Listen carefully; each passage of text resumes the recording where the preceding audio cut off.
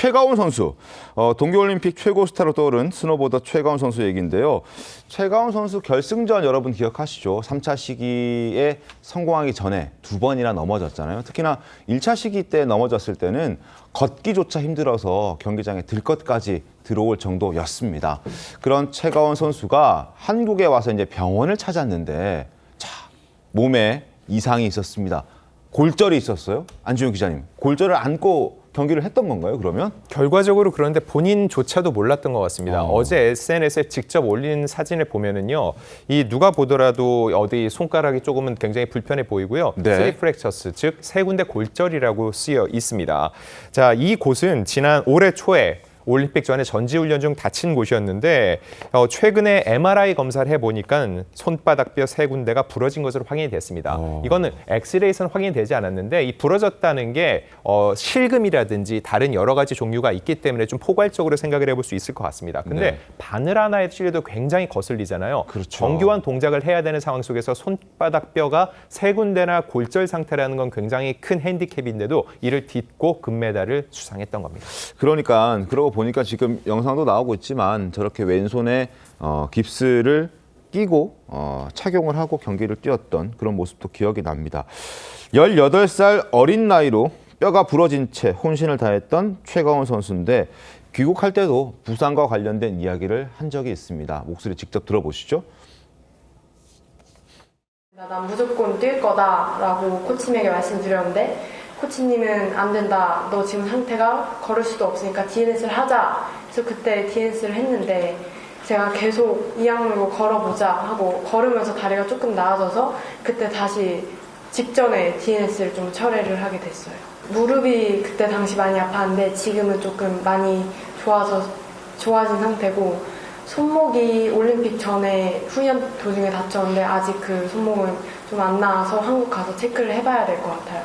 하프파이프 종목은 즐기면서 하는 게 가장 중요하다고 생각해서 부상 안 나오게 잘 열심히 탔으면 좋겠어요. 맞아. 자, 머리 부딪히고 무릎 다쳐서 걷지 못할 정도라면 사실 포기할 수도 있었을 텐데 최가운 선수는 절대 포기하지 않았습니다. 다시 한번 화면 보시죠. 왼손 세 군데가 골절됐고 무릎 부상, 걷지도 못할 정도로 통증이 심했던 무릎 부상, 그리고 올림픽 직전에 다쳤던 허리 수술, 철심이 박혀있는 엑스레이 사진도 확인할 수 있습니다. 이런 부상을 뚫고 그리고 2번의 실패 끝에 3번째 성공해서 금메달을 목에 걸었다. 자, 최가운 선수 근성이 대단하지 않습니까? 이 유전적으로 근성은 타고난 게 있어 보입니다. 한 번 넘어지고 나면 악발의 근성이 막 나온답니다. 그리고 원래 겁이 없는 편이었고 내 승부욕이 겁을 이기는 것 같다. 그리고 식구들이 많잖아요. 언니 오빠들을 치여 자라면서 승부욕도 안 그래도 넘쳤던 승부욕이 더 세졌다라고 얘기합니다. 안지용 기자님, 어떻게 보셨습니까? 사실 실력도 실력인데 금메달을 따기 위해선 정신력이 얼마나 중요한지를 보여준 장면입니다. 네. 올림픽 역사에 남을 만한 명장면이었는데 1차 시기에서 크게 넘어졌습니다. 제대로 일어나지도 못했고 그래서 2차전 출전 때는 DNS, 출전 불가가 전광판에 뜨기도 했어요. 2번째 도전했을 때도 역시나 또 넘어져서 부상이 심한가 보다 생각을 했는데 3번째 시도에서는 올림픽에서 가장 좋은 성적을 내면서 지금 2연패, 3연패를 도전하는 클로이 킴을 물리치고 금메달을 목에 걸게 됐다는 거죠. 근데 그 다음에도 보면은 요즘 MZ세대, 참 요즘 10대들은 다르다는 생각이 드는 게 자신의 부상 통을 얘기하는 게 아니라 두쫀쿠가 먹고 싶다, 마라탕을 먹고 싶다라고 얘기를 했는데 이런 의연함이야말로 그가 부상을 딛고 금메달을 목에 걸 수 있었던 정말 큰 동기가 아니었나 싶습니다. 이 정도 근성은 있어야 올림픽 출전도 하고 금메달도 목에 걸 수 있나 봅니다. 자, 최가운 선수가 부상의 고통을 참고 끝까지 경기를 마무리할 수 있었던 또 다른 힘이 있었다고 하는데 바로 김연아 선수의 메시지였다고 합니다. 자, 김연아 선수가 어떻게 얘기했냐면 힘든 훈련을 거치는 과정에서 질문을 받았어요. 힘들지 않으세요? 어떻게 하세요? 했더니 그냥 하는 거지 라고 얘기했던 저 무덤덤한 무슨 생각을 해? 그냥 하는 거지 라고 했던 저 메시지 덕분에 최가운 선수가 더 힘을 낼 수 있었다는 이야기도 전해지고 있습니다. 김연아 선수가 많은 영향을 줬다고 볼 수 있겠네요. 안희정 기자님. 실제로 저 영상을 보고 영감을 받았다고 얘기를 했습니다. 네. 저 영상이 당시에도 화제를 모았던 게 김연아 선수 무슨 생각을 해 그냥 하는 거지. 이게 내가 금메달을 따기 위해서 대업을 이루기 위해서 한다는 게 아니라 생업 나는 원래 이걸 해온 사람이고 하루 세 끼 밥 먹듯이 이걸 하는 거야라는 얘기를 돌려서 말했다 볼 수 있는데 최거원 선수 역시 이걸 보면서 아 맞다라는 생각을 했다는 거죠. 네. 그래서 부상을 당해도 부상을 입는 건 역시 하나의 훈장이다. 내가 연습을 해가고 나를 완성해가는 과정이라고 생각을 했다는 겁니다. 자, 그래서 김연아 선수에 대해서 계속적인 이런 자신의 마음을 드러냈었고요. 그래서 김연아 선수 역시 이번에 금메달을 목에 건 최 선수에게 응원의 격려의 메시지까지 전했다고 합니다. 최가운 선수가 김연아 선수에게 영향을 받았다면 최가운 선수도 누군가에게나 또 힘을 제공해 줬다고 합니다.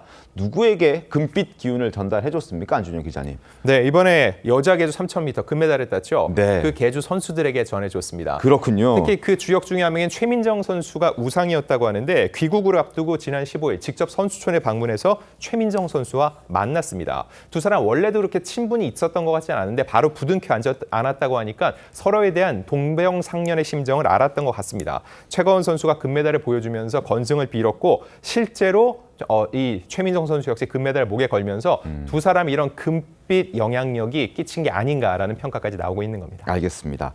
최가원 선수의 또 여러 화제되는 부분들이 참 많은데 그중에 하나가 최가원 선수의 집입니다.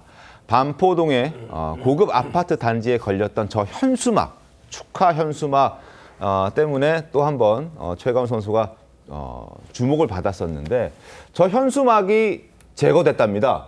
뭐 논란이 있었던 건가요, 안준영 기자님?